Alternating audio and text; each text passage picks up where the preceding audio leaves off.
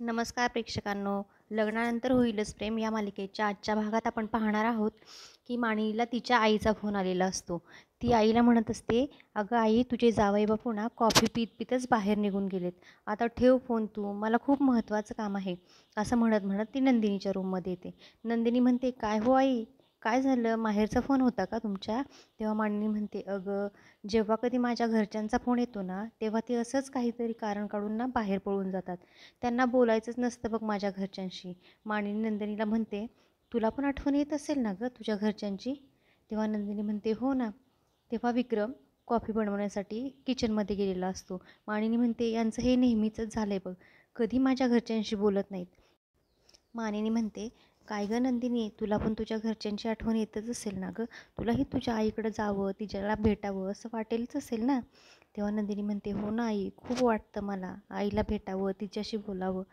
पण मानिनी म्हणते, "पण काय पण? जात जावा गं अधूनमधून. तसा रोज फोन असतोच माझा आई, मी बोलते रोज तिच्याशी. थोडंसं बोललं की बरं वाटतं." तेव्हा मानिनी म्हणते, "अगं पण काय म्हणतेस? मी काही खूप खास सासू आहे का? तुम्ही दोघी मला मुलींसारख्याच आहात ना.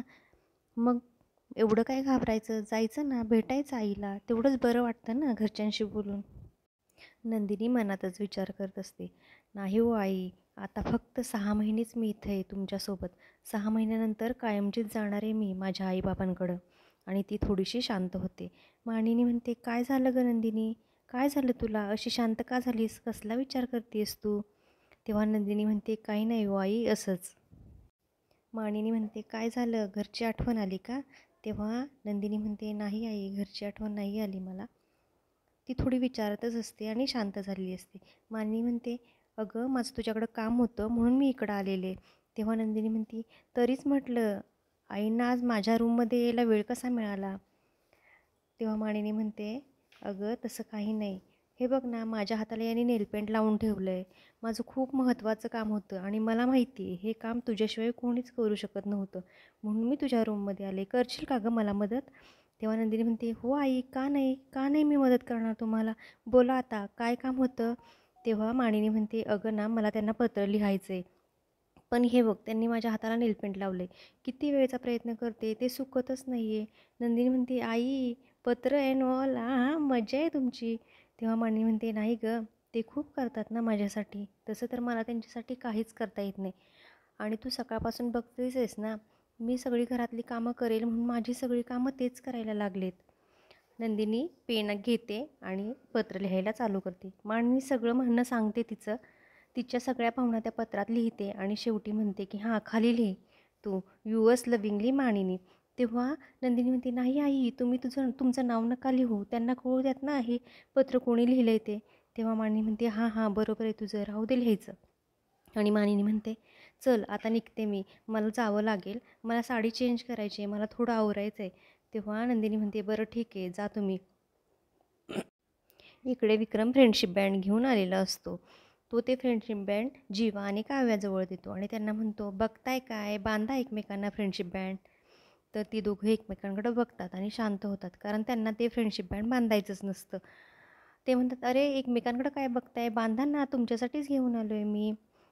आणि तोपर्यंत विक्रमला एक कॉल येतो. त्याला तिचं काही आवाज व्यवस्थित येत नसतो म्हणून तो फोन घेऊन बाहेर जातो. तेव्हा जीवा काव्याला म्हणतो की बाबांनी दिले म्हणून हे मला फ्रेंडशिप बँड तुला बांधावं लागते. काव्या म्हणते, "मला तर काही हौस नाही आलेली. विक्रम काकाने दिले म्हणूनच मी हे फ्रेंडशिप बँड तुला बांधते आहे.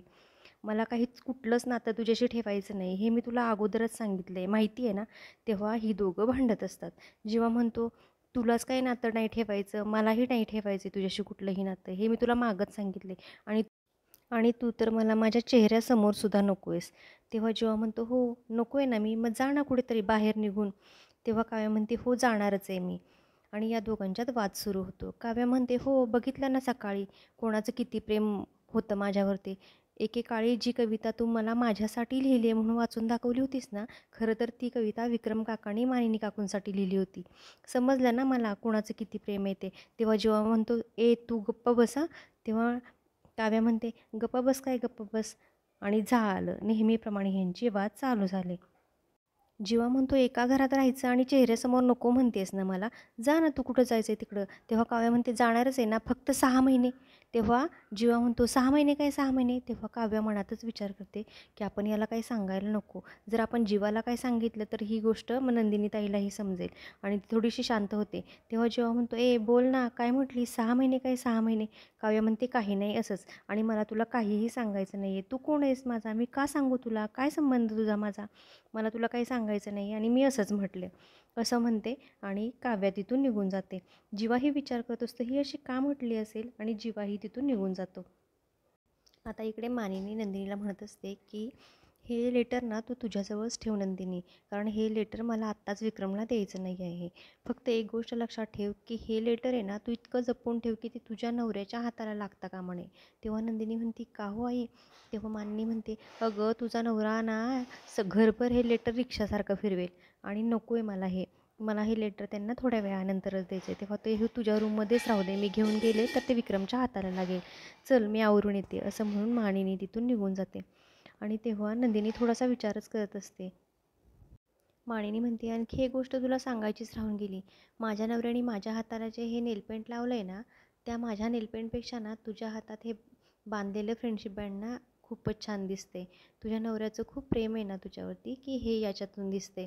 असं म्हणून ती नंदिनीला उचकवते आणि तिथून निघून जाते. नंदिनीही थोडा विचार करू लागते की हे फ्रेंडशिप बँड मी माझं माझं बांधत होते आणि शेवटी जीवांचा हात त्याला लागलाच. आणि जीवाही तिला म्हणाला होता ना, तुला माझ्याकडून फ्रेंडशिप बँड बांधून नाही घ्यायचं, पण हे बघ, शेवटी तुझ्या हातात फ्रेंडशिप बँड हे मीच बांधलं. आणि ती थोडीशी हरवून जाते. तोपर्यंत तिथे जीवा येतो आणि मानिनीने विक्रमसाठी जे लिहिलेलं लेटर असतं ना, ते वाऱ्याने उडत उडत जीवाच्या पायाजवळ येतं. जीवा तो लेटर उचलतो आणि ते लेटर पूर्ण वाचतो.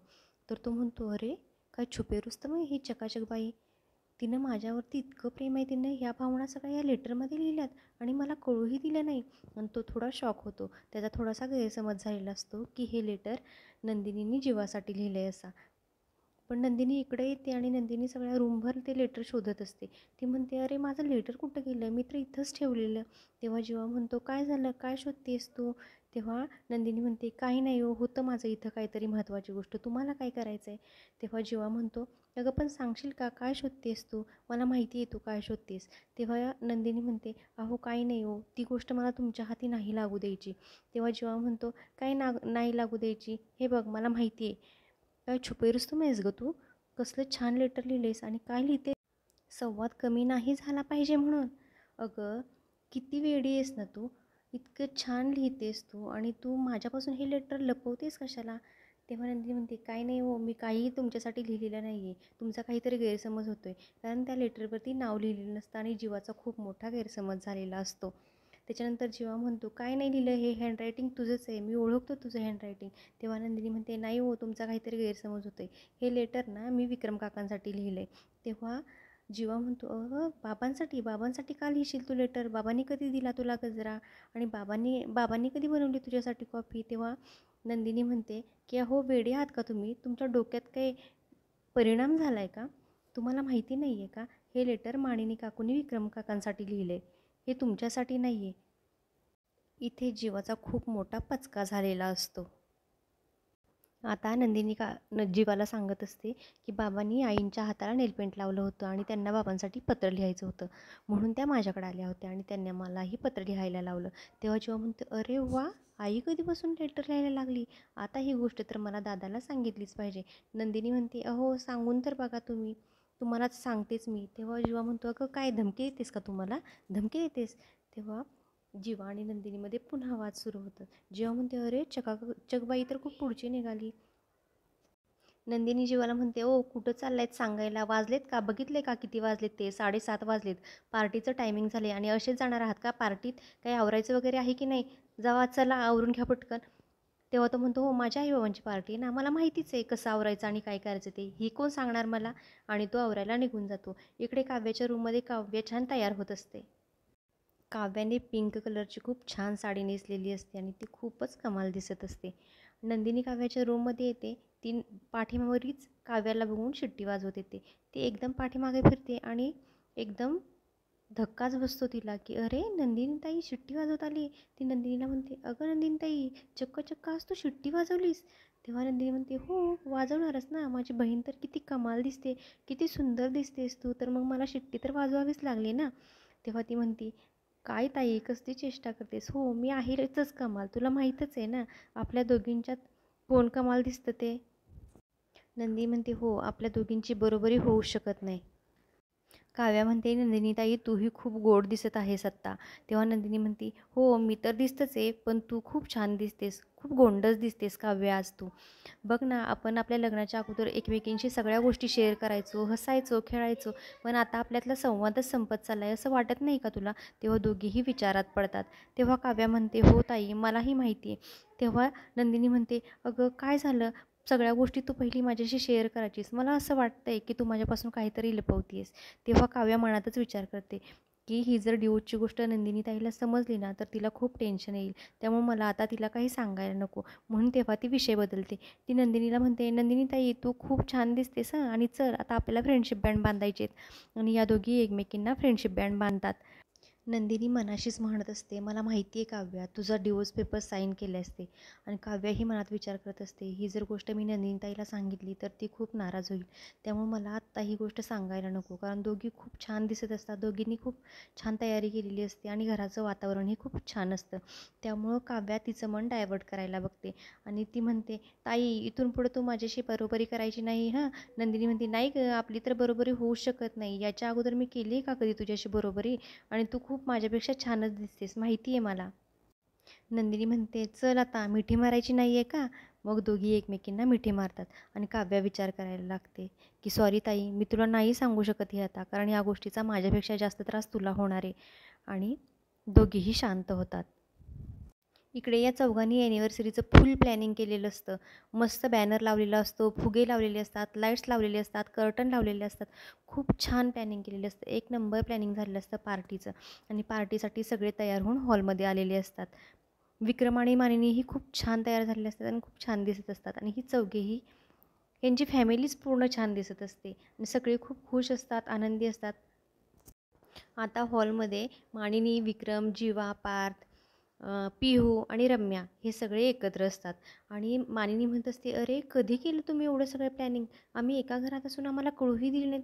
खूप छान प्लॅनिंग केली." आणि त्या दोघांनाही सरप्राईज खूप आवडलेलं असतं. पण मानिनी म्हणते, "अरे माझ्या 2 सुना कुठे आहेत?" तेव्हाच काव्या आणि नंदिनी केक घेऊन येत असतात. त्या दोघी म्हणतात, "अहो आई, आम्ही इथंच आहोत. आमच्याशिवाय सेलिब्रेशन होणार आहे का?" आणि त्या दोघी केक घेऊन येतात. तेव्हा पिहू म्हणते, "बाबा, तुम्हालाही केक खायचं आहे का? मलाही केक खायचा आहे." तेव्हा मिथुन काकाही म्हणतात, "हो, माझाही डोळा केकवरतीच आहे." आणि ही सगळी हसायला लागतात. नंदिनी म्हणते, "आई, तुम्ही आम्हाला सोडून सेलिब्रेशन करालही, पण आम्ही ते करू देणार नाही हं." तेव्हा मानिनी म्हणते, "नाही गं, तुमच्या दोघींशिवाय सेलिब्रेशन कसं होईल सांगा? तुम्ही दोघी तर माझ्या काळजाचा तुकडा आहात ना." तेव्हा जीवा म्हणतो, "काय? आत्तापर्यंत तर तुझ्या काळजाचा तुकडा आम्ही होतो आणि आता या दोघी झाल्या का?" तेव्हा काव्या म्हणते, "हे बघा, जलस व्हायला लागली. जलस होत आहेत हे नंदिनीताई आपल्यावरती." तेव्हा नंदिनी म्हणते, "हो गं, जळतायत ते आपल्यावरती." आणि खूप छान माहोल क्रिएट झालेला असतो. खूप छान सगळे एन्जॉय करत असतात. असाच हसी मजाक चाललेला असतो. वसुहत्या पार्टीला नसतात तेव्हा सगळ्यांना वसुहत्यांची आठवण येते. ते म्हणतात, वसुहत्यांना चॉकलेट फ्लेवरचा केक खूप आवडतो. वसुहत्या आत्ता इथं असायला हव्या होत्या. तेव्हा रम्या म्हणते, "हो ना, तिला थोडासा ताप आला आहे म्हणूनच ती इथे नाही. नाहीतर कळालं असतं तुम्हाला सेलिब्रेशन काय असतं ते."